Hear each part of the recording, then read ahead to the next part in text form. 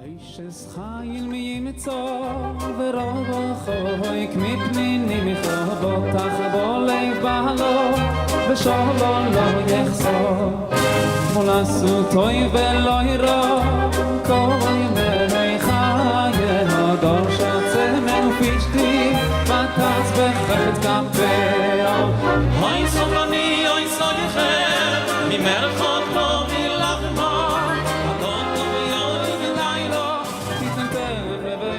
Hello everyone. As the days of Purim are now behind us and Pesach is yet to come, I thought it would be a good time to go back to our series on Shabbos. We already attacked Shalom Aleichem. We talked about various things around it. Let's go to the next song that most people sing, and that's Eishet Chayil. But in order to get to Eishet Chayil, I think there's one thing that's very, very important that maybe came up last Friday if you did the famous Pores Mapal Mekadesh, and that is you have to sing it before Kiddush. There's an interesting halacha that many people somehow don't know, and that is right at the beginning of Hilchos Kiddush in the Shulchan Aruch. So the Code of Jewish Law starts the laws of Kiddush by saying the words, and I quote, Gesheyavo lebeito, when you come home from shul Friday night, Yemaher le'echol miyad, you should hurry to eat right away.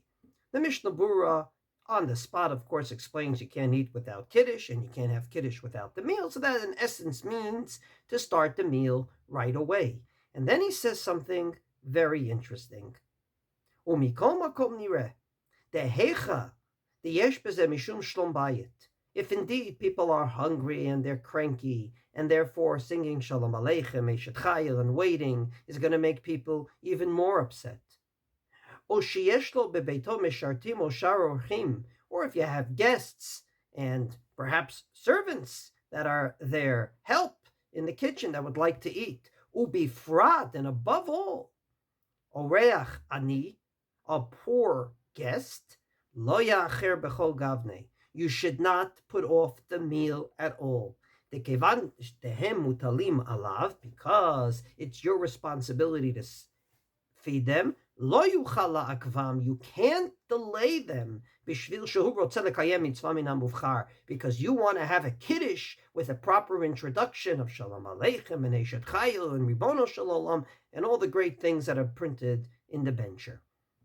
The question is this a halacha? Namely, that indeed if you have guests or if you have people that are poor, you should eat right away, or can we put off kiddush for a few minutes? So indeed, it's very interesting that the Mishnah Berurah explains himself, not here, but in a different place, when he talks about the first night of Sukkot, which is a very interesting halacha regarding eating in the sukkah. At the end of the day, even if it's raining, we eat in the sukkah, and then ultimately we go ahead and we don't make a bracha if it's raining. We eat a kezayit in the sukkah, even if it's raining, without a bracha. But says the Mishnah Berurah, it's actually better to wait till midnight in order to see if it stops raining. And if it does, you can go in there and make a bracha, because there's no machlokas that if there's no rain, of course you can make the bracha of leishav basukah. But there, he repeats what he says here, that, and I quote his words, Ve'imitz ta'er ba'erev, o b'shena yedei hamtanato, if indeed he gets very upset to wait till midnight in order to eat or to go to sleep, ubifrat, and above all, once again, if he indeed invites over very poor guests, probably because they're poor, they never really ate a good meal all day, and they're indeed sitting there plotzing avek because you're waiting to eat in the sukkah until midnight. And lo lamtin, don't wait, make the meal right away, go into the sukkah, eat your kezayit in the rain, and come back home and finish the meal. Why? Because if you have poor guests, there's actually an isur involved. And what is the prohibition? The prohibition is they don't have to fulfill all the different opinions about the first night of Sukkot. And there's a biblical prohibition that when you gift tzedakah, you have to give it right away. Indeed, the Shulchan Aruch paskins that if you decided to give tzedakah and there's an ani right there waiting and you have the money, any minute you wait is actually a violation of the verse, Lo yeyacher l'shalmo. You should not be late to pay him right away. And what's interesting is the Dvar Avraham, Rav Avram Shapira, the last rabbi of Kovna, who died of a disease right before the Kovna ghetto was liquidated, actually says that he heard from the Chafetz Chaim directly that this is the reason why, when he had poor guests, he skipped over Shalom Aleichem, Eishet Chayil, he sang it during the meal, simply because he did not want to violate this prohibition called Bal Te'acher, Lo Te'acher L'Shalmo, don't be late in paying the guests. Another version of this story with the Chafetz Chaim, with the Mishnah Bura, actually comes to us from Rav Yehuda Leib Chasman. Rav Yehuda Leib Chasman was a very interesting Jew. He was one of the heads, he was the Rosh Yeshiva, in Shetustzin in Lithuania. His years, 1869 to 1936, and he actually was the, I would say, spiritual principal, Menahel Ruchani, of two great yeshivas of Telz and Chevron. And he says he actually asked the Chafetz Chaim, why is it that he didn't sing Shalom Aleichem and Eishet Chayil when he had guests? And he basically explains, very simply, a different explanation. Nothing to do with poor guests. Something that we should take into heart, maybe in this late Shabbos in the summer. He says, HaMalachim yecholim lahamtin ad sha'areach yochal tzat. The Malachim can wait, Shalom Aleichem, until the guests eat a little bit. V'achar kach yomar Shalom Aleichem. V'al ha'oreach ra'ev v'hu tzarich lechol miyad.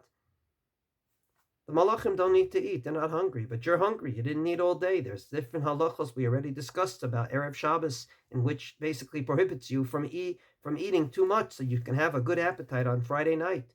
Don't delay.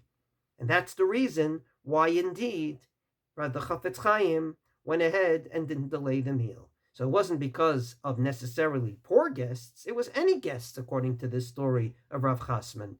And indeed, the Gemara says explicitly in Masechet Shabbos that, and I quote the words, G'dolah achnasat orchim agmalat b'nei shechina. Inviting in guests and hosting them properly is even greater than actually going ahead and welcoming in the holy presence of God. Therefore, Avraham Avinu was sitting at the beginning of Parshat Vayera at the actual entrance of the Ohel, and he told God, wait a second, there's 3 guests. And from here learns the Gemara that it's greater to host guests than it is to go ahead and to welcome in God. So, for one of these 2 reasons, either because of specifically having poor guests, or in general having guests, the Chafetz Chaim is very adamant, based on the Shulchan Aruch, you should eat right away and not sing Shalom Aleichem Eishet Chayil, sing it during the meal. However, the Dvar Avraham, Rav Avram Shapira, that I already quoted, tries to knock some sense into what we usually do, and that is, even if guests come over, we do sing Shalom Aleichem and Eishet Chayil. And he basically says that if you come to a house Friday night, you're expecting to have a delay, meaning every home that I know of sings Shalom Aleichem and Eishet Chayil. It's part and parcel, I would say, of the experience of the Friday night meal. And therefore, because you know that, it's not considered delaying them, because they know for a fact that you're going to sing these songs. And since they know for a fact you're going to sing these songs, it's not considered a delay. It's not a violation of Bal Ta'acher, even if you have poor people there, and all the more so if you only have guests that are not poor. So therefore, Minhag Am Yisrael is to sing these 2 songs, at least, and Be'ezrat Hashem, throughout the week, we will explain what Eishet Chayil is really about. שבת ישחק ליום אחרון עוד ועד הלב ושבת ישחק ליום אחרון